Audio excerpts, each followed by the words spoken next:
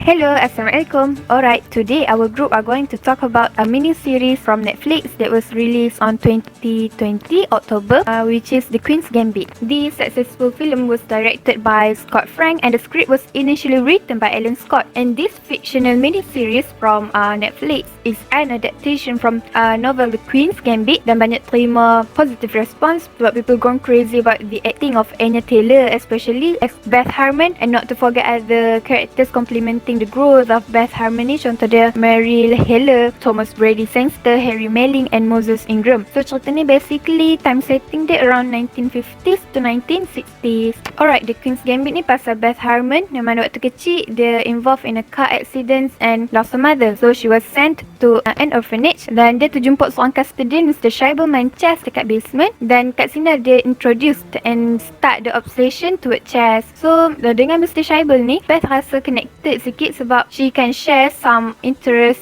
with Mr. Scheibel playing chess, and she's really grateful for having Mr. Scheibel in her life sebab in the future waktu dia dah makin popular, dia selalu mention nama Mr. Scheibel in her interviews. Okay, kat orphanage juga Beth make friend dengan Jolene, which at the later episode Jolene still care about Beth walaupun dekat masa teenagers dia orang adopted by different family and terpisah lah. So dekat last ni Jolene make a comeback and you guys must watch why Jolene means a lot to Beth Harmon. Okay, as I said, Beth Harmon ni adopted during teenager kan. Dia ni sayang sangat dekat mak angkat dia, Alma. Then in her life, until a point, we can see that Beth Harmon ni really care and love Alma, that she can't live without Alma. So if I'm about to rate this film, I would give it 5 stars because I love how the theme is fully implemented that covers adoption, feminism, chess, drug addiction and alcoholism. So let me give you my opinions about The Queen's Gambit. Actually waktu kita dapat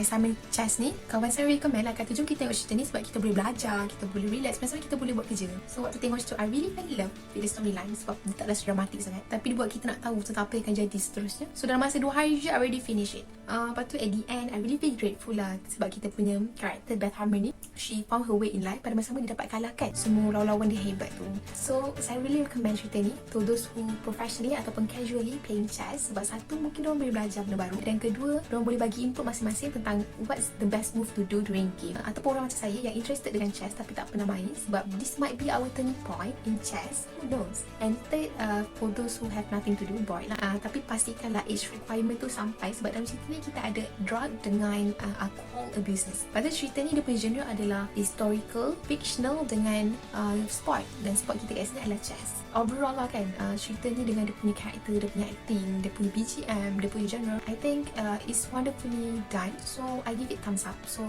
to those who haven't watched it yet, I recommend you to go and watch it. You are gonna love it. If not, you're gonna like it. That's it all from me. Thank you. Okay, next we're gonna talk about the Queen's Gambit strategy. And yes, the Queen's Gambit is not just a drama series name on Netflix, it's also a type of gambit that's being played in chess. So I'm gonna show you how to do the Queen's Gambit opening and the 3 types of responses in Queen's Gambit. Let's start with the Queen's Gambit opening. To start the Queen's Gambit, white move this pawn forward, and black responds by moving this pawn forward, and white counters by moving this pawn up to 2 squares. And by doing this, we reach the Queen's Gambit opening. Next, for the responses, there are 3 responses to the Queen's Gambit, which is the Queen's Gambit accepted, the Queen's Gambit decline, and the slave defense. If black takes the pawn, the opening becomes the Queen's Gambit accepted. If black protects the pawn with his king pawn, the opening becomes the Queen's Gambit decline. And if black protects the pawn with his king's bishop pawn, the opening becomes the slave defense. So that is all that I can share a bit about the Queen's Gambit, and I hope you guys can learn something about it. Green pills is actually tranquilizer. Okay, Beth Harmon get it when she had been sent to the orphanage at 9 years old. Here she started to be given the green pills and also red pills. At this time, they used these pills as the vitamin. Okay, the green pills had been used by her non-biological mom to treat her anxiety, and also in this movie we call it as the Zanzalam. Xanzalam is actually not the true name, it's just fiction. It is similar to chlorodiazepine, which is a type of benzodiazepam.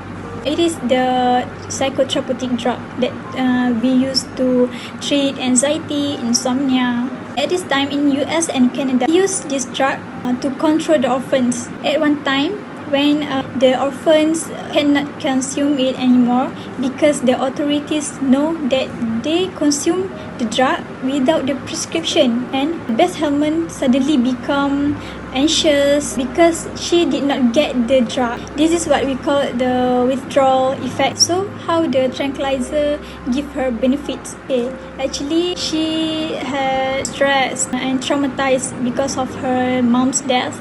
So this tranquilizer help her to focus and hallucinate during the chess game.